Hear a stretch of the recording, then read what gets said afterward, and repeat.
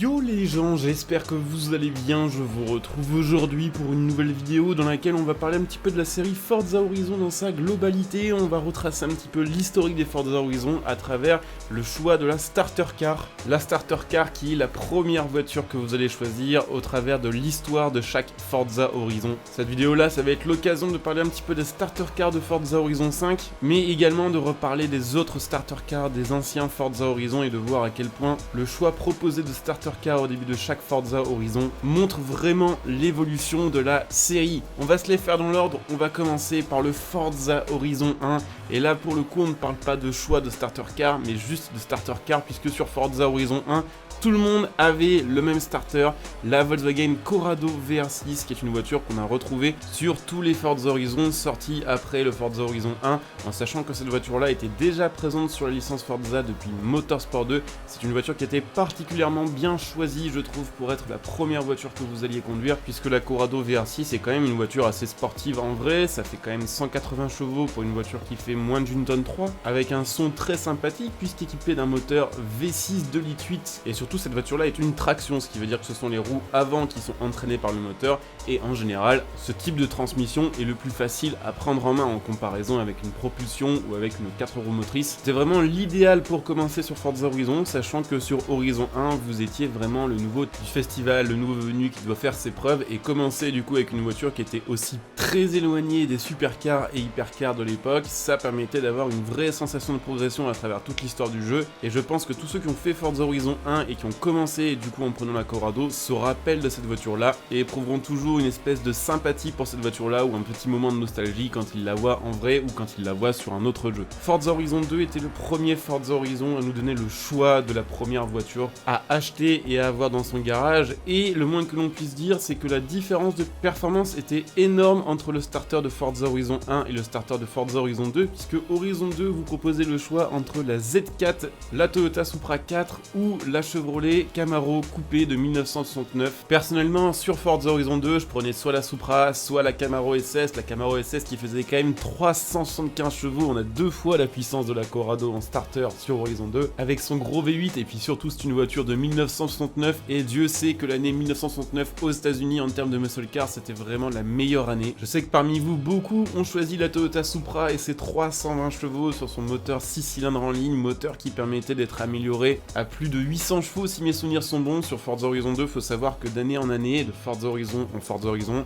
les performances des voitures sont améliorées, ce qui fait qu'une Supra sur Horizon 4, vous arrivez à en sortir 1600 chevaux, sur Horizon 3, c'est 1000 chevaux, et il me semble que sur Horizon 2, c'était aux alentours des 800 chevaux. Bon, tout le monde connaît la Supra, je vais pas vous faire l'affront de vous la présenter, mais je pense que globalement, ça a été le véhicule qui a été le plus choisi comme starter. Et puis, bah voilà, un petit peu plus secrète, un peu plus cachée pour moi, la BMW Z4 S-Drive 35IS, 335 chevaux, 1 tonne 6, une jolie silhouette, mais je sais pas pourquoi, c'est vrai que j'ai jamais fait une seule carrière sur Horizon 2 en la commençant et en la choisissant. Elle fait presque un peu fade à côté du V8 de la Camaro ou à côté des performances potentielles d'une Supra améliorée. Vous voyez, déjà sur Horizon 2, on partait nettement sur des voitures beaucoup plus performantes, il n'y en a pas une qui fait moins de 300 chevaux, et toutes étaient des propulsions, ce qui est quand même une grosse différence avec Horizon 1, où Horizon 1, voilà, on avait la petite Corrado facile à conduire comme starter. Là sur Horizon 2, c'est démerdez-vous avec le drift et la propulsion, prenez des caisses qui font 1000 chevaux tout de suite. Et honnêtement, je dois dire que je sais pas pourquoi, mais sur Horizon 2, ça m'avait vraiment pas choqué de commencer avec des voitures plus performantes. Horizon 2 avait quand même à l'époque une super combinaison entre la physique, les graphismes, le son et le choix des voitures. Et du coup, commencer directement avec une caisse qui roule vite, qui est stylée et qui fait un joli son, c'était vraiment parfait pour découvrir la map et pour se promener un petit peu.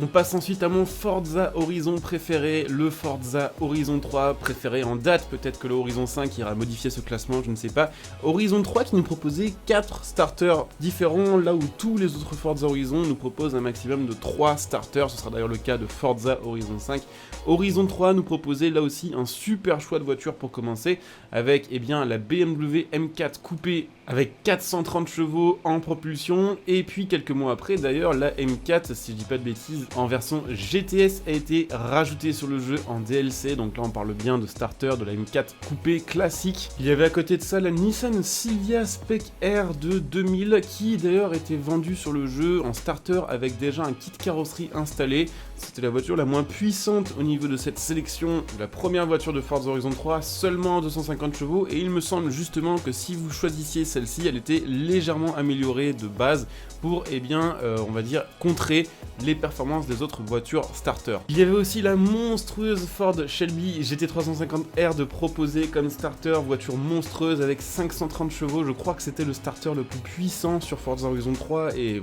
on est quand même sur un truc qui est monstrueux, plus de 500 chevaux, bon après c'est une muscle car, donc les 500 chevaux sont pas facilement exploitables, mais c'était quand même une dinguerie, et perso c'est une voiture que j'ai quand même très souvent pris sur Horizon 3 dans mes nouvelles carrières. Pour moi c'était vraiment tout le temps hésité entre la M4 et la 350R, la Silvia on l'a sur tellement d'autres jeux que ça me hypait moins, et puis le dernier véhicule me hypait moins tout court, le dernier véhicule dont on va parler qui était un starter, si je dis pas de bêtises, c'était le HSV Maloo. Le jeu se déroule en Australie, évidemment, on nous met une caisse australienne en starter, 580 chevaux, un V8 Series 2, bon, c'est des beaux chiffres sur le papier, sauf que cette voiture-là est vraiment pas très jolie, c'est vraiment une Pontiac GTO avec une espèce de base pick-up. C'est vraiment disproportionné, c'est vraiment pas joli. Bon, par contre, ça driftait bien, c'était quand même assez puissant. Mais perso, dans mes potes, je connais personne qui a pris le Maloo en starter, c'était vraiment le starter mal aimé de l'époque. On va ensuite passer sur Forza Horizon 4 et on va passer plus rapidement sur celui-ci parce que le jeu est plus récent et je pense que tout le monde se rappelle très bien des starters.